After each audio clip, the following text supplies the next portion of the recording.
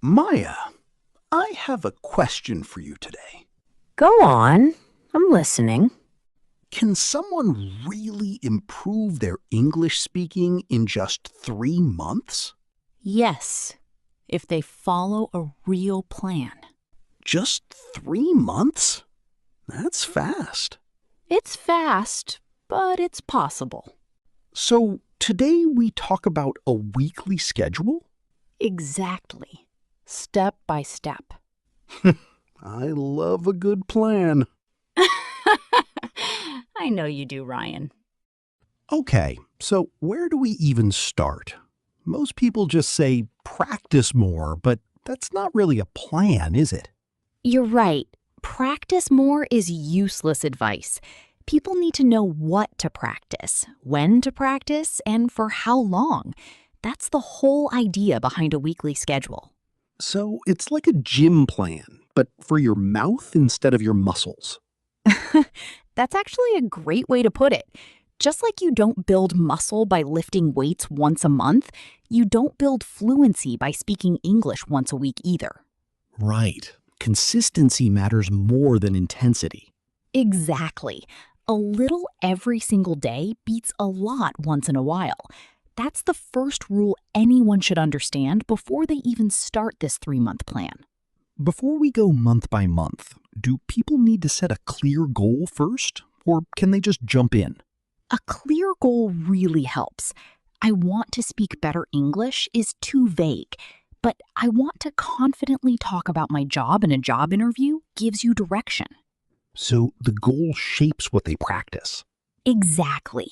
Someone preparing for work conversations will practice different vocabulary than someone preparing to travel or chat with friends online.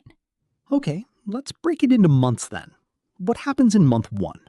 Month 1 is all about building a foundation. The listener isn't trying to sound perfect yet. They're trying to get comfortable with the sounds, rhythm, and basic patterns of English. So less about grammar rules and more about just getting used to the language? Yes. In month 1, I recommend 5 days a week of focused practice with 2 rest days. Each session is about 30 minutes. Only 30 minutes? People imagine they need 3 hours a day. That's a myth. 30 focused minutes a day is far better than 3 unfocused hours once a week. Quality beats quantity here. Okay, walk me through a typical day in month 1. Sure. 10 minutes of listening to simple English content, like a podcast made for learners. 10 minutes of shadowing, which means repeating what you hear out loud. And 10 minutes speaking to yourself about your day. Speaking to yourself? Won't people feel silly doing that? At first, yes, but it works incredibly well. When you're alone, there's no fear of making mistakes. You can describe your morning, your plans, your feelings, anything. It's like training wheels before riding with traffic. I love that comparison. You build confidence privately before you use it publicly. What kind of content should people listen to in month 1? Does it matter? It matters a lot. Beginners should avoid fast native content like news broadcasts or movies without subtitles. Start with content made specifically for learners, spoken slowly and clearly. So jumping straight into a fast-paced show would just be frustrating. Very frustrating and honestly discouraging. It's like trying to run before you can walk. Choose content that challenges you slightly but doesn't overwhelm you completely.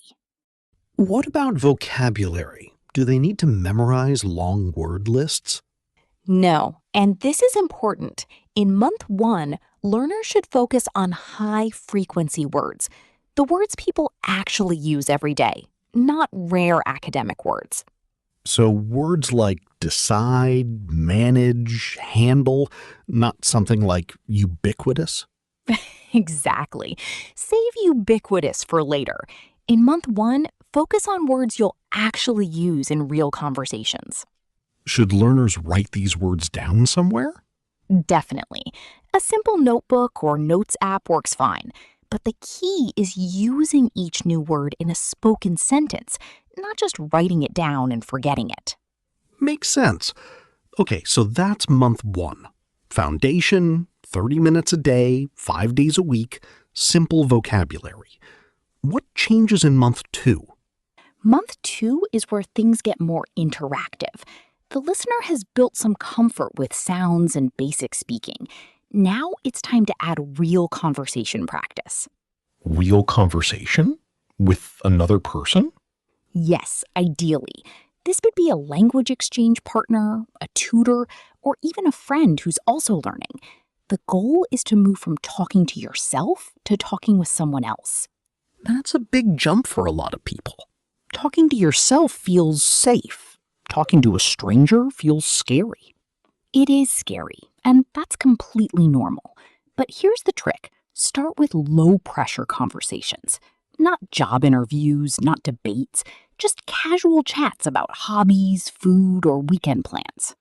How many days a week should conversation practice happen in month 2? I'd suggest 3 days of live conversation practice, plus 2 days of listening and shadowing, like in month 1. So the schedule becomes a mix. What does a typical conversation session look like? Do people just talk randomly? Random works, but structure helps more. I recommend picking one topic per session. Monday could be describe your weekend. Wednesday could be talk about your favorite food. Friday could be explain your job or studies. That gives people something to prepare for instead of freezing up. Exactly. And here's something important. Mistakes are expected and welcome in month 2. The goal isn't perfect grammar. The goal is communication and confidence. Communication over perfection. I feel like that should be tattooed somewhere. Maybe not tattooed, but definitely written on a sticky note above your desk. What if someone doesn't have a partner to practice with? Is month 2 impossible for them? Not at all. There are language exchange apps where people connect for free. Even recording yourself answering questions and listening back works as a backup option. So there's always a way, even without a study partner. Always. The tools available today make this easier than ever before. Nobody needs to feel stuck just because they don't know someone else learning English. What about pronunciation? Should people worry about their accent? They shouldn't worry about erasing their accent completely. That's an unrealistic goal for most learners. What matters is clarity, being understood easily by others. So the goal isn't sounding like a news anchor from London or New York? Not at all. The goal is being clearly understood, with your own natural accent. That's a much healthier and more achievable target. All right. We covered month 1 and month 2. What happens in month 3, the final stretch? Month 3 is about fluency and real-world application. By now, the learner has vocabulary, basic conversation skills, and growing confidence. It's time to push further. So, more advanced topics. Yes, but more importantly, more spontaneous speaking. In month 1 and 2, learners often prepare a little before speaking. In month 3, we reduce that preparation time. Reduce it? Isn't preparation helpful? Preparation helps early on, but real conversations don't come with a script. If someone always prepares before speaking, they'll struggle in real, unpredictable situations, like at work or while traveling. So how do people practice spontaneous speaking? One great method is called random topic speaking. You write topics on small pieces of paper, pick one randomly, and speak about it for 2 minutes without any preparation. That sounds terrifying and useful at the same time. It really is both. But after doing this for a few weeks, spontaneous speaking starts to feel much more natural. What's the weekly structure in month 3 then? I recommend 4 days of conversation practice, 1 day of spontaneous speaking challenges, and continued listening practice built into daily routines, like during commutes or workouts. Should people still be learning new vocabulary in month 3? Absolutely. But the focus shifts. Instead of basic daily words, learners can start adding expressions, idioms, and more natural phrases that native speakers use often. Can you give an example? Sure. Instead of saying, I am very tired, a learner might practice saying, I'm exhausted, or I'm running on empty. These small changes make speech sound much more natural. Running on empty. I like that one. It sounds like something you'd say after a long week at work. Exactly. And that's the goal, sounding natural, not just correct. What if someone hits a plateau in month 3? Like they feel stuck even though they've been consistent. Plateaus are very common, actually. It usually means the brain needs a new type of challenge. Switching topics, trying a harder podcast, or speaking with a new partner can break through that stuck feeling. So a plateau isn't failure. It's just a signal to change something small. Exactly.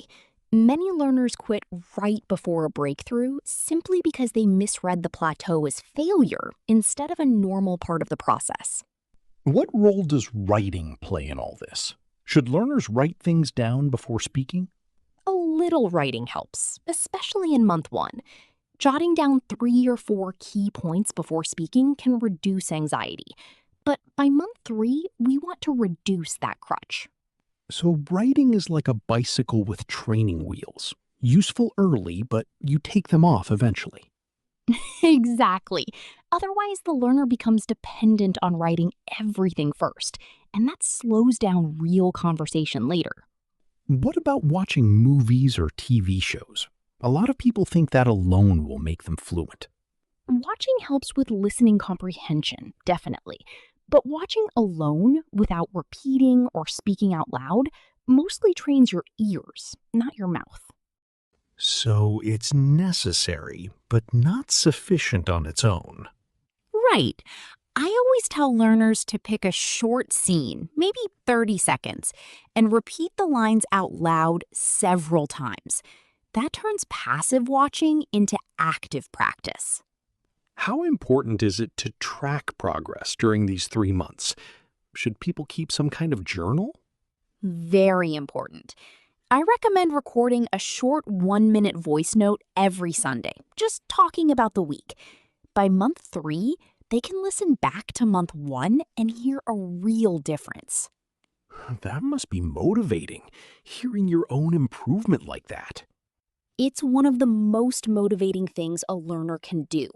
Numbers and grades don't always show progress clearly, but hearing your own voice change over time really does. What about group practice? Is speaking in a small group better than one-on-one conversations? Both have value.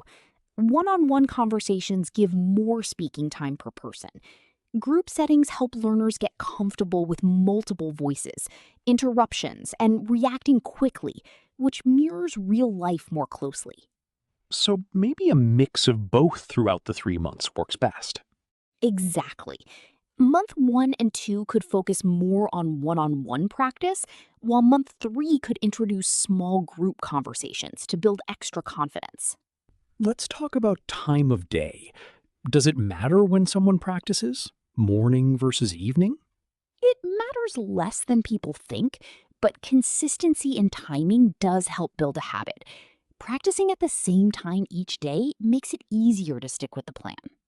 So it's less about morning person versus night owl and more about picking a slot and protecting it.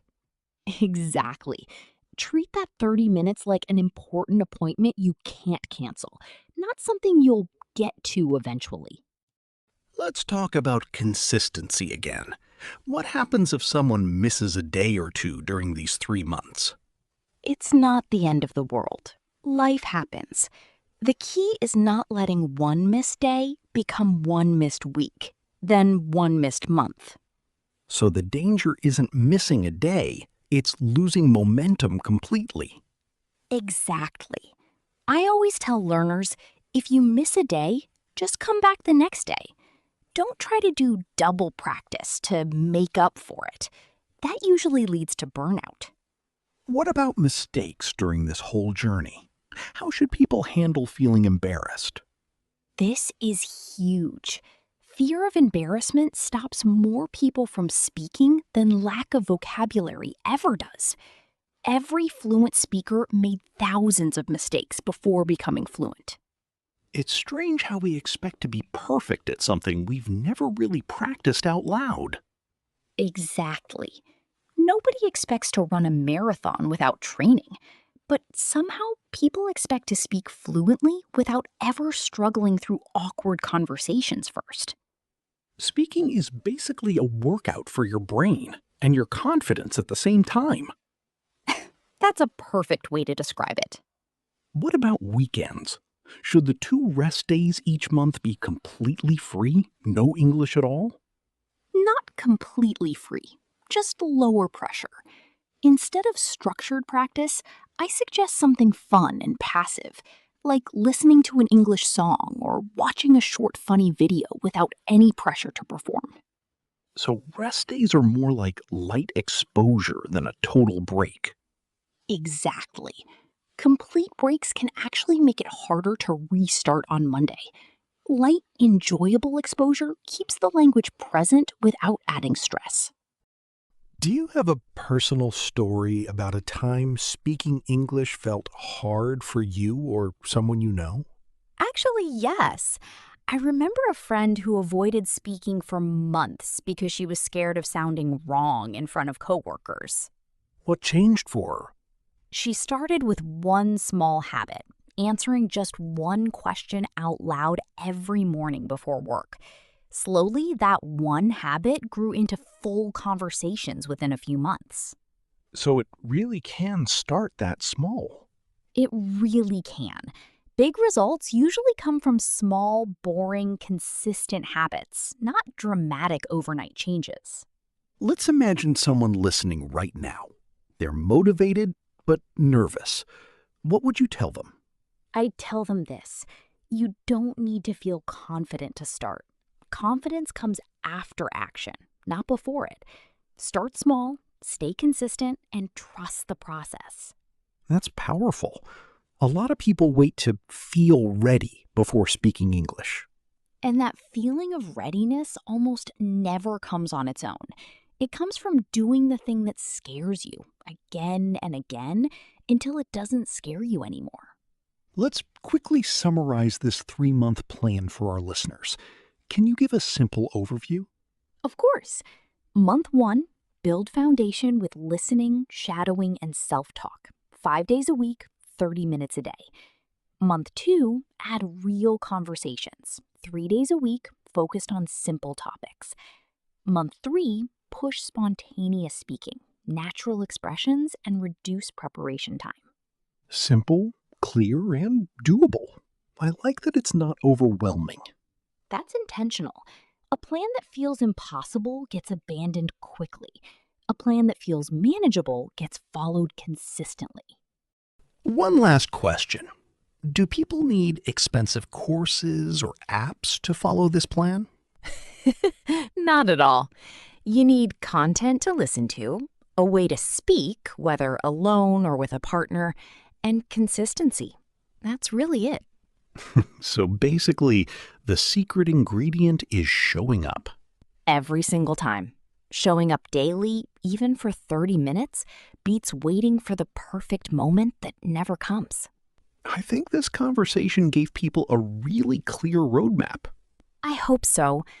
3 months isn't magic, but it's enough time to see real, noticeable progress if the schedule is followed with consistency. All right, everyone. That's our weekly schedule to improve your English speaking in 3 months. Try it, stay consistent, and don't be afraid of mistakes. See you in the next episode. Keep speaking, keep growing.